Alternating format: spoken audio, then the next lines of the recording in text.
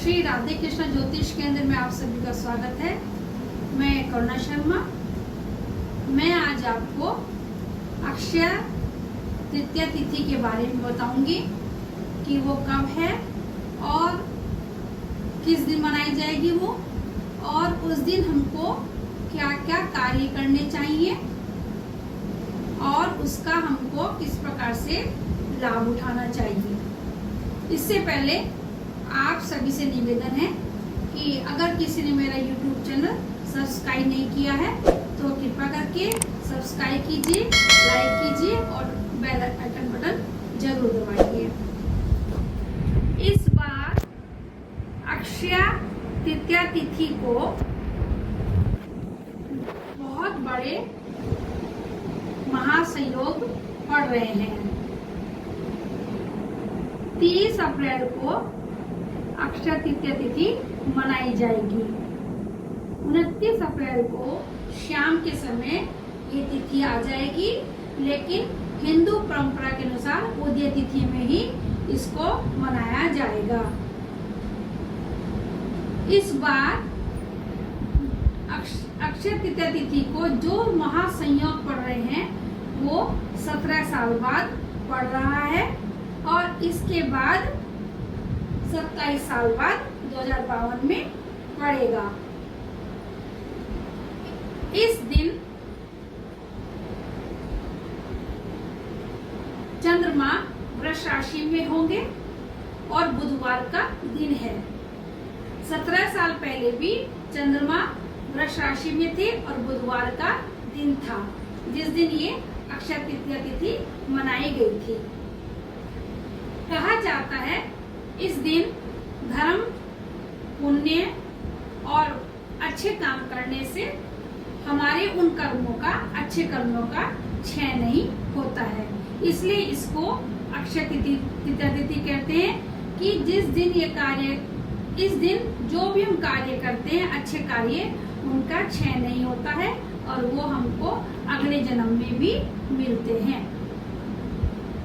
इस दिन सभी शुभ कार्य कर सकते हैं जो बिना मुहूर्त के भी किए जा सकते हैं। जिन कार्यों का अगर हमको शुभ मुहूर्त नहीं मिल रहा है, जैसे हम गाड़ी लेना चाहते हैं, मकान की नींव पूजन करना चाहते हैं, शादी विवाह करना चाहते हैं, तो इस दिन हम वो कर सकते हैं। बिना सोचे इस दिन वो सब कार्य किए जाने से भी शुभता प्राप्त होती है, बिना मुहूर्त के भी।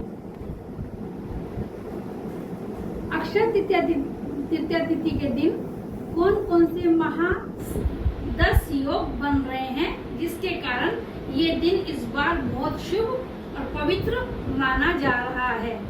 ज्योतिष शास्त्र के अनुसार इस दिन 10 शुभ योग बन रहे हैं।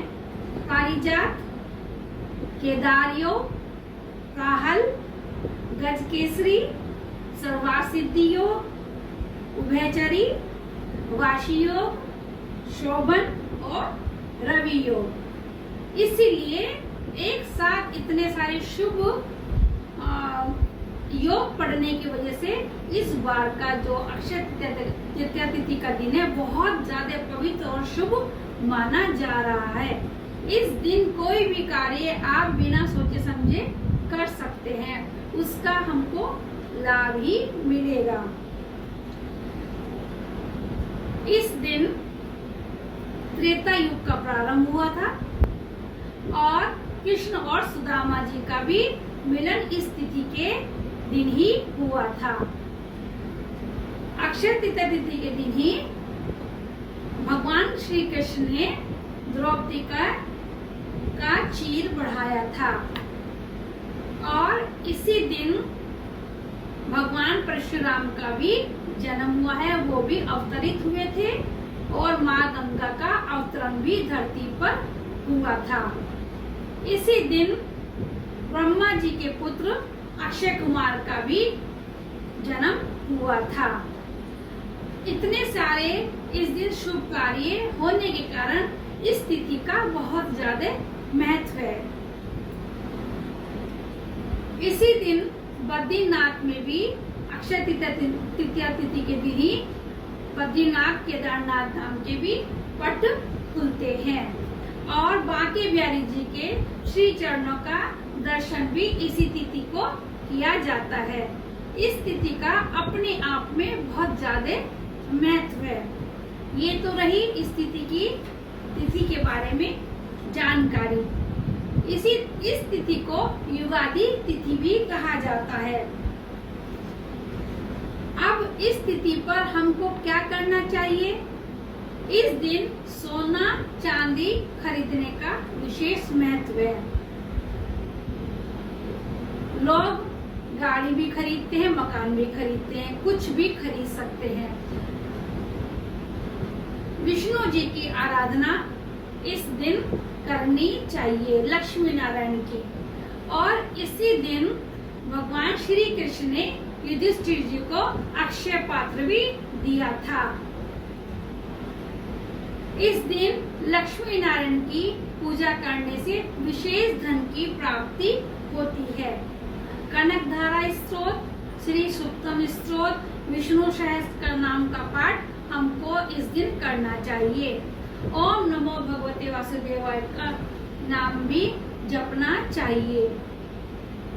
जितना भी हम अपनी सामर्थ्य के अनुसार दान कर सकते हैं तो दान भी करना चाहिए।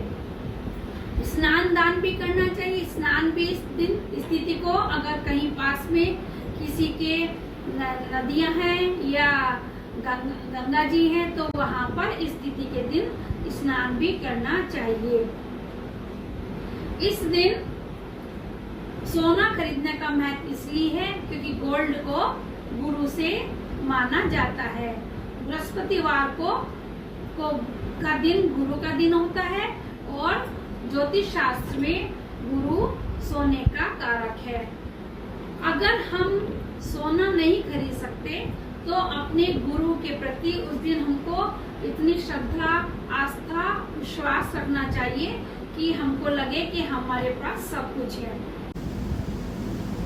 अक्षय तृतीया तिथि के दिन शुक्र भी अपनी उच्च राशि में होंगे।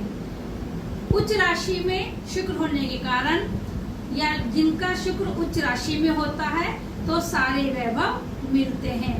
अगर शुक्र की स्थिति कुंडली में अच्छी नहीं है और सुख, संपदा और वैभव, ऐश्वर्य से अगर हम दूर हैं तो हमें शुक्र को अच्छा करने के लिए माँ लक्ष्मी की आराधना करनी चाहिए।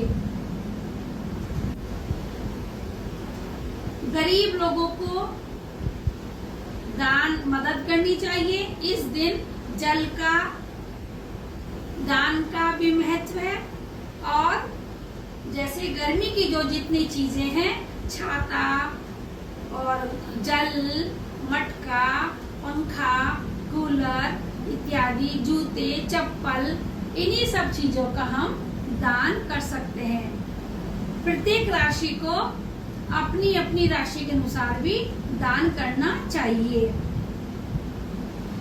जितना भी हम इस दिन पूजा पाठ करेंगे उतना ही हमारे लिए अच्छा रहेगा। तो इसके साथ ही मैं आज का एपिसोड विराम करती हूँ। नमस्कार।